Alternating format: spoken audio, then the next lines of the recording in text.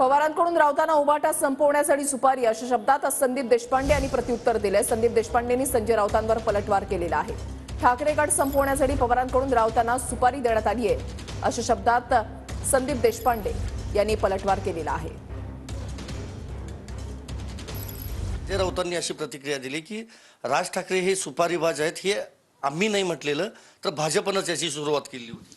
मुळात असं आहे की ज्या दिवशीपासून आम्ही पाठिंबा जाहीर केलेला आहे त्यानंतर उबाटाच्या तंबूमध्ये घबराट पसरलेली आहे आणि त्यामुळे मग काहीतरी जुनं काहीतरी काढायचं। यांचे जर जुने गोष्टी काढल्या संजय राऊतांच्या तर पळता भोई थोडी होईल।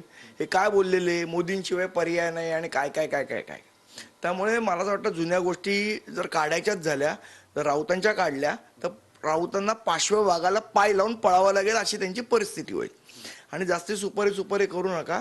सुपारी जर गळ्यात अडकली तर ती गिळता येणार नाही, बाहेरही काढता येणार नाही आणि श्वास अडकेल। त्यामुळे सांभाळून नाही, पण ते असं म्हणतात की देवेंद्र फडणवीस यांना विचारा, त्यांनी याबद्दल ज्या वेळेला जुन्या जर गोष्टीच काढायच्या असतील सगळ्यांच्याच, त्या जर सगळ्यांच्याच काढल्या तर मला असं वाटतं मग कोणाला तोंड दाखवायला जागा होणार नाही। काय म्हणाले असतील देवेंद्र फडणवीस, आम्ही म्हणालो, तेही म्हणाले, ते राजकीय आरोप प्रत्यारोप होते त्यामुळे ते होत राहतात।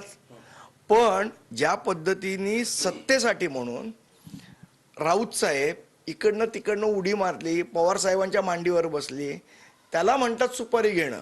आणि मला असं वाटतं राऊतांना जी सुपारी मिळाली आहे ती उबाटा संपवायची सुपारी मिळाली आणि ते व्यवस्थित काम करतात आणि ती सुपारी मला वाटतं पवार साहेबांनीच दिली राऊत साहेबांना, उबाटा संपवायची सुपारी, आणि ते काम ते व्यवस्थित सुपारी घेऊन वाजवत आहेत। व्हिडिओ जर्नलिस्ट विनोद कुमार सह मी संदीप राजगोळकर, TV9 मराठी।